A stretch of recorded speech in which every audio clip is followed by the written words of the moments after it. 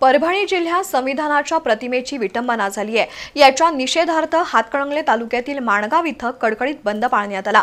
तसंच या घटनेचा निषेध करण्यात आला। परभणी जिल्ह्यात अज्ञात व्यक्तीकडून संविधानाच्या प्रतिमेची विटंबना झाली आहे। या घटनेचे ठिकठिकाणी पडसाद उमटत आहेत। हातकणंगले तालुक्यातील माणगाव इथं गाव बंद ठेवून निषेध करण्यात आला। डॉक्टर बाबासाहेब आंबेडकर यांच्या प्रतिमेला पुष्पहार अर्पण करून अभिवादन करण्यात आलं। त्यानंतर बंदचं आवाहन करण्यात आलं। सुनील चव्हाण, नंदकुमार शिंगे, शिरीष मधाळे, योगेश सनदी यांनी आपल्या मनोगतात परभणीतील घटनेचा निषेध केला।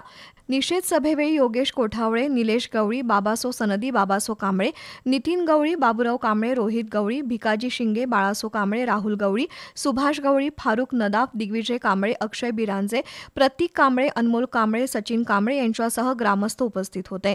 स्वाभिमानी शेतकरी संघटना, माणगाव व्यापारी संघटना यांनी बंदला पाठिंबा दिला।